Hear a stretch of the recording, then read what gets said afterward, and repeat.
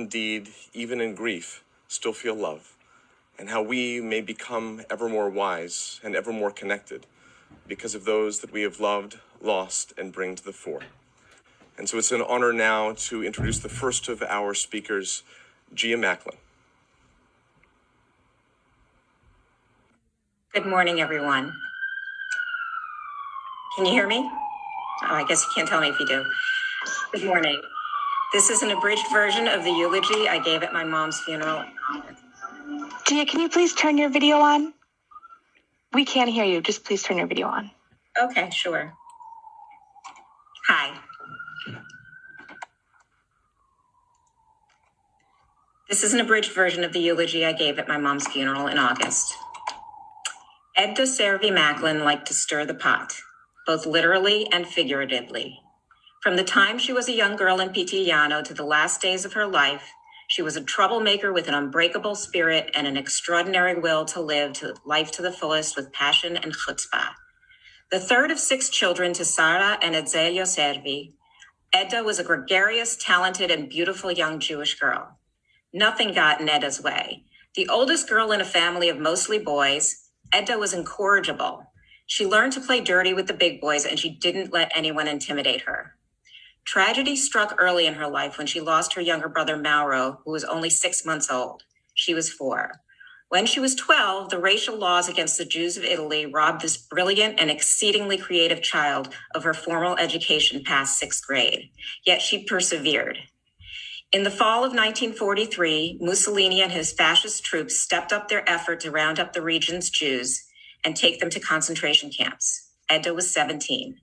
Edda's father, my nonno Azeglio, was the makeshift rabbi of Pitigliano. When friends came the night before to warn the Servis of the Nazis' plan to round up the Jews the following day, Edda, her 2 older brothers, Lello and Gino, and her sister Marcella, all fled into hiding in the hills of Tuscany. Azeglio couldn't leave as the leader of his community, and so he and Sara and their youngest son Mario stayed behind. The next day, the 3 of them were taken by the Nazis to a concentration camp in northern Tuscany. For 9 months, Edda, Lello, Gino, and Marcella defied death, sleeping in cow manure to stay warm, evading SS soldiers who were sweeping for Jews in their places of shelter, and relying on the kindness of strangers and sheer luck to survive. Edda turned 18 during this cold winter in the woods, and she was still quite a troublemaker. She pushed her luck to the limits many times and even had a romantic interlude with a German soldier. Not being able to leave well enough alone, she also told him she was Jewish. Thanks to her classic Roman looks, the fact that Edda happened to also be the name of Mussolini's daughter, and the incredible luck that her papers had never been stamped, the soldier laughed and went along with the joke. Edda's life was spared. Meanwhile, in the concentration camp in northern Tuscany, where Sara, Azeglio, and Mario were being held, everyone whose last name started with the letters A through M had been transferred to Auschwitz. The Servis and other people with last names starting with the letters M through Z were still in this Italian holding camp when in the spring of 1944, it was liberated by American soldiers. After 9 months of facing unfathomable fear, incredible heroics, and dealing with everyday teenage struggles, Edda and her siblings returned home to Pitigliano, where they were reunited with their parents, their younger brother Mario, and their cat Mustafa. After the war, Edda moved to Manhattan, where she eventually met the love of her life, my dad, Gene. They raised their family in Croton-on-Hudson, and Edda had to adapt to a strange new culture in a town where the only Italian food was the spaghetti and meatballs served at the pizza parlor on Grand Street, and where nobody knew what arugula was. She embraced her role as a suburban mom the best she could and turned her incredible creative talents and energy towards dressmaking, painting, crocheting, knitting, pottery, and writing. When she was 55, a mom of 2 teenagers, and had just earned a degree from Columbia, she decided to embark on a new adventure. She had this amazing idea to capture her rich Italian Jewish heritage through her talent for cooking and writing. We had the tough job of having to sample all the recipes as she cooked and tested and compiled and researched and wrote. The result of this passion was the incredible gem, the classic cuisine of the Italian Jews. We recently received a note from New York Times food writer and cookbook author Joan Nathan, who called her a woman who opened the world of the Jews to Italy.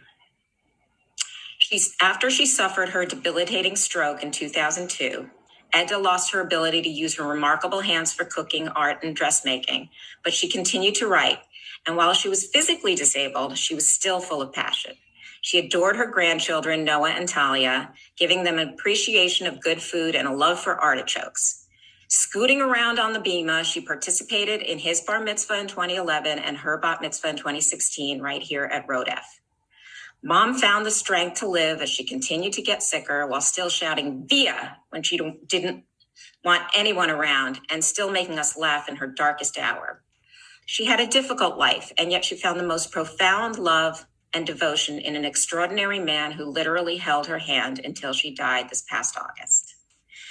When the coronavirus pandemic came to wreak havoc on the world, I was able to draw upon my mother's strength and resilience.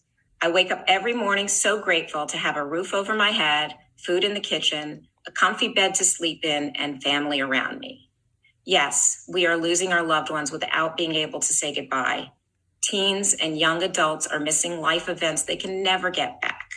So many are jobless and isolated, and we're all losing so much. I can't change that. But I think about the beautiful, rich, and productive life my mom lived after enduring such hardship. She was so young and didn't have any of the things we take for granted. It gives me hope for the future. She was and will continue to be my inspiration for so much of what I do in my life, and she's still stirring that pot. Chag Sameach.